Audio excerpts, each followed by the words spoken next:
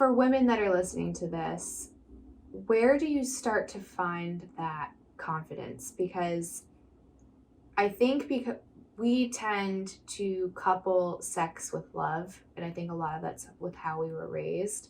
And I kind of have always said that that's part of the issue with these toxic relationships is that women are having sex and then they permanently attach themselves to this man, and they're like, well, I did this very important sacred thing with him, so now I can't leave, right? So when you take the power away from sex and you're like, no, sex can just be sex, then I think you leave yourself open for healthier relationships because you're not filtering everything through that lens that if we were intimate, it now has to be something more than just that.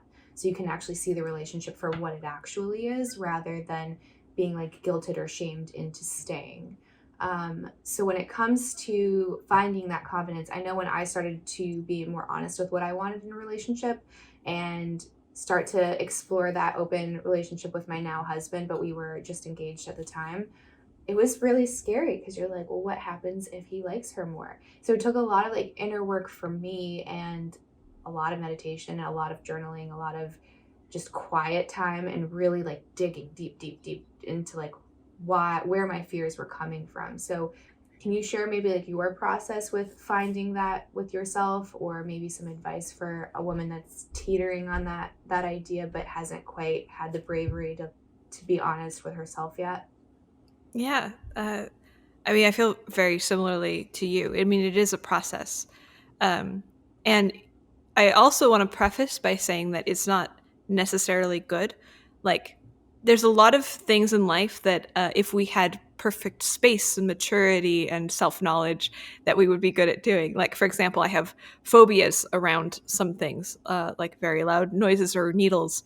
And that triggers me and it reduces my options in life. But the amount of effort it would take to become okay with being triggered like that isn't worth the amount of times that I get triggered. Like, it's just, I'm choosing to go my whole life getting triggered by needles, and that's just like, that's all I'm going to do about it. And I think it's perfectly reasonable to make that kind of decision. If you're like, hey, working on this thing isn't worth it for me, I'm not going to do it. I think it's perfectly reasonable for people who decide that monogamy is too big a thing to work on for them. They don't want to like work on themselves to do the insecurity confidence thing in order to have a poly relationship, because like it's a longer journey than they want, and they want to focus on other things in their life. I think that is absolutely commendable. I think that people should be down with doing that and do that with no shame. Like, our life is a series of trade-offs and you get to make yours. So Mm-hmm. that being said, uh yeah, polyamory like requires a whole lot of self knowledge and confidence, because jealousy is like insecurity, really. Like, if somebody's doing something with somebody else that doesn't directly affect you, like, let's take the ideal scenario of like your husband is on his lunch break at work and he's not going to come home anyway. He's You don't normally talk to him when he's on his lunch break, and he has the opportunity of having sex with like somebody passing through with no risk of STDs or pregnancy. Would you not want your husband to do that? There's zero impact this would actually have on you. Like, if he didn't tell you, you would have no idea. And if you don't want him to do that, then this is something about you. Like, this is something about like your fears about what this indicates. And so in order to get over that, you have to really like look at what you're afraid of. You have to be like, oh my God, I'm afraid I'm not good enough. I'm afraid that he's going to leave me. I'm afraid that I'm going to die alone. And those are really big and scary things that take a long time for some people, especially if you have like specific types of childhood trauma that might make those kinds of fears more salient for you.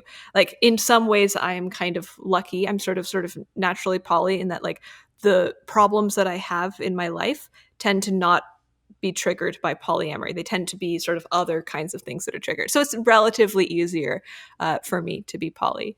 Um, but yeah, it takes a ton of work and coming to terms with a lot of like really painful possibilities in your future. Like, there's a way in which polyamory feels like a constant letting go. Like, with a partner, it's just like every day is like we are making a conscious choice to be together this day.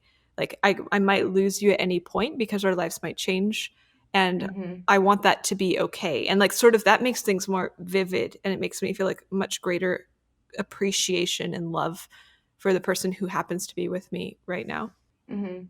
I would definitely agree with that. It gives you a lot more gratitude for the relationship, and I think it makes it a lot more difficult to take for granted when, I don't know, I don't want to say there's not like a risk, but you're just like more aware of the like the intrinsic nature of life, right? Like everyone's always meeting someone different, and I think there's less of a forced obligation in that sense, right? Like you said, every day is kind of a commitment to that person. Like it's not expected that I can treat you like shit and neglect you and let the romantic side of our relationship die and still expect you to be there, right? It kind of forces you to be present and put in the effort. So I definitely think there's advantages.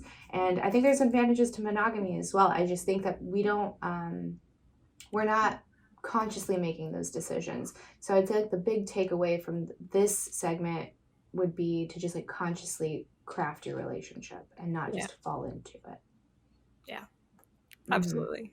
So I wanted to circle back with like all the men that you have like seen, whether it's on OnlyFans or camming or in person, where you start to see the difficulty of them being able to connect with their partner. Like a lot of the times, even with webcamming, they might be like, my significant other considers this cheating, and it's an outlet that I really need for X, Y, or Z. Why do you think those conversations aren't being able to be had in a healthy space?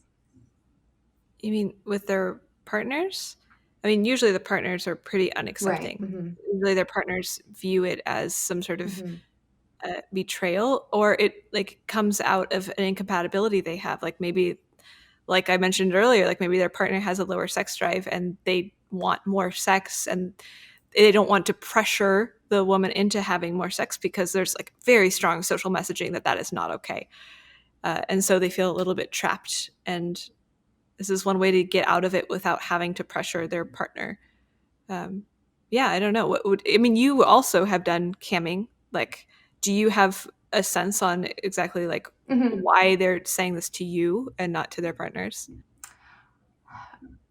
I think that there's a certain level of trust that's not there. Hmm. So I think often we tend to just hyper focus on the man and we blame him and there's something wrong with him.